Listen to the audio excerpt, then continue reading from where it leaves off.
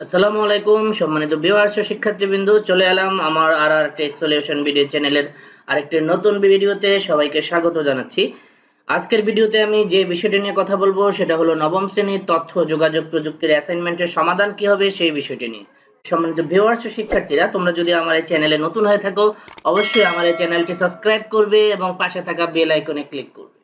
তো আজকে নবম শ্রেণীর যে তথ্য যোগাযোগ প্রযুক্তির যে অ্যাসাইনমেন্টটি দেওয়া হয়েছে প্রথম অধ্যায়ের উপর, যে বিষয়ে অ্যাসাইনমেন্ট দেওয়া হয়েছে সেটি হলো যে বর্তমান করোনার কালীন সময়ে পরিস্থিতি, অর্থাৎ স্বাভাবিক শ্রেণী কার্যক্রম যদি পরিচালনা সম্ভব না হয় তাহলে ই লার্নিং এর সাহায্যে নিয়ে শ্রেণী কার্যক্রম কিভাবে সম্পন্ন করা সম্ভব, তোমার প্রস্তাবনা প্রতিবেদন আকারে উপস্থাপন করা। অর্থাৎ এই সম্পর্কে তোমাকে একটি প্রতিবেদন লিখতে হবে।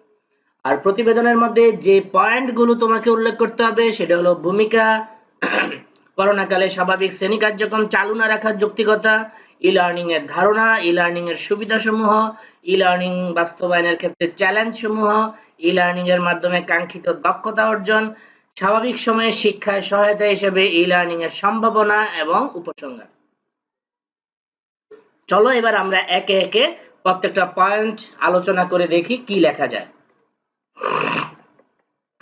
প্রথমে রয়েছে ভূমিকা। ভূমিকা অংশে তোমরা যে লেখাটা লিখতে পারো সেটা হলো, আমি লিখে দিয়েছি, বর্তমান আধুনিক বিশ্বায়নের যুগে তথ্য প্রযুক্তির ভূমিকা অনস্বীকার্য। বর্তমান বিশ্বের দিকে তাকালেই বুঝতে পারা যায় আধুনিক তথ্য যোগাযোগ প্রযুক্তি কতটা গভীরভাবে জড়িয়ে আছে। আমরা আজকের যে সভ্যতার সামনে দাঁড়িয়ে আছি তার অনেকটাই সার্থক হয়েছে তথ্য যোগাযোগ প্রযুক্তির উন্নয়নের ফলে। বর্তমান সময়ে তথ্য যোগাযোগ প্রযুক্তির ব্যবহার এতটাই বৃদ্ধি পেয়েছে যে শিক্ষা প্রতিষ্ঠানেও এর ছোঁয়া লেগেছে। যোগাযোগের আধুনিকায়ন এবং ইন্টারনেটের বদৌলতে শুরু হয়েছে ই লার্নিং। ই লার্নিং হলো ইলেকট্রনিক লার্নিং, অর্থাৎ ইন্টারনেট ব্যবহার করে কিংবা ব্যক্তিগত নেটওয়ার্ক, টেলিভিশন, সিডি-রম, রেডিও, ভিডিও ইত্যাদির মাধ্যমে শিক্ষা প্রদান করাই হলো ই লার্নিং। ই লার্নিং একটি আধুনিক পদ্ধতিতে। তো দ্বিতীয় যে পয়েন্ট লিখতে বলছে, করোনাকালে স্বাভাবিক শ্রেণী কার্যক্রম চালু না রাখার যৌক্তিকতা। শিক্ষার্থীরা, আমি আসলে যদি পুরাটা একবার করে পড়তে যাই ভিডিওটা অনেক বড় হয়ে যাবে।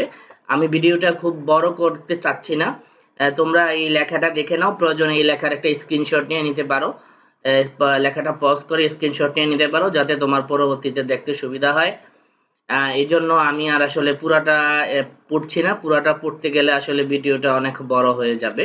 তো করোনাকালে দ্বিতীয় যে পয়েন্ট, করোনাকালে স্বাভাবিক শ্রেণী কার্যক্রম চালু না রাখার যৌক্তিকতা, তোমরা এই অংশে এই যে লেখাগুলো আছে এই লেখাগুলো দিতে পারো। তুমি চাইলে আরো কিছু যোগ করতে পারো। আমি এখানে কিছু যৌক্তিকতা রয়েছে, কিছু কারণ এখানে দেখিয়েছি, তোমরা এটা দেখে নিবে। তো তারপরে যে অপশন, যে পয়েন্টটা লিখতে বলছে ই লার্নিং এর ধারণা। তো আমরা জানি ই লার্নিং হলো ইলেকট্রনিক লার্নিং। তো এখানে আসলে ই লার্নিং এর ধারণাটা দেওয়া হয়েছে, এটা একটু আমি পড়ি। দেখো, ই লার্নিং মূলত অনলাইন ভিত্তিক শিক্ষা। তথ্য যোগাযোগ প্রযুক্তির উৎকর্ষ সাধনের ফলে ই লার্নিং এর ধারণার উদ্ভব হয়েছে।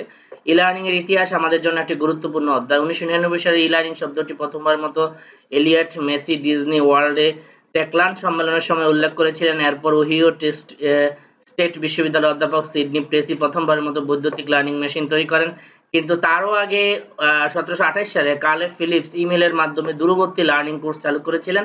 এরপর ধীরে ধীরে প্রতিষ্ঠা হলো অনেক অনলাইন ভিত্তিক স্কুল, কলেজ, বিশ্ববিদ্যালয়। বাংলাদেশেও পিছিয়ে নেই, বর্তমানে অনলাইনে পাঠদানের পাশাপাশি সরকার ভিত্তিক যাবতীয় তথ্য সংশ্লিষ্ট ওয়েবসাইটের মাধ্যমে প্রকাশ করা হচ্ছে। তো ই লার্নিং এর ধারণায় তোমরা এটা দিতে পারো। তোমাদের আরো কিছু যোগ করার থাকলে সেটাও তোমরা যোগ করে নিতে পারো। চলো এবার পরবর্তী যে পয়েন্ট, এখানে ই লার্নিং এর সুবিধা আমি 5টা পয়েন্ট দিয়েছি। আমি আর এটা পড়ছি না, পড়লে ভিডিওটা বড় হয়ে যাচ্ছে। তো তোমরা প্রয়োজন এখানে স্ক্রিনশট দিয়ে নিতে পারো, পরে এটা দিয়ে দেখে নিবে। ই লার্নিং এর সুবিধা সমূহ আমি 5টা সুবিধা দিয়েছি, তুমি চাইলে আরো সুবিধা যোগ করে নিতে পারো। তো চলো পরবর্তী যে পয়েন্ট, সেটা হলো ই লার্নিং বাস্তবায়নের চ্যালেঞ্জ সমূহ। অর্থাৎ ই লার্নিং বাস্তবায়নে কি কি বাধা আসবে বা কি কি চ্যালেঞ্জ অতিক্রম করতে হবে, সেখানে এটা এখানে দিয়ে দেওয়া হয়েছে। আমি পড়ছি না, তোমরা এই অংশ একটা স্ক্রিনশট নিয়ে নিতে পারো যাতে তোমাদের কাছে জিনিসটা ক্লিয়ার হয়ে যায়, পরবর্তী তোমরা পড়ে নিতে পারবে। তো আমি আর পড়ছি না। তো চলো আমরা নেক্সট যে পয়েন্ট সেটাতে যাই। নেক্সট পয়েন্ট হলো ই লার্নিং এর মাধ্যমে কাঙ্ক্ষিত দক্ষতা অর্জন করা যায়, সেটা দেওয়া হয়েছে।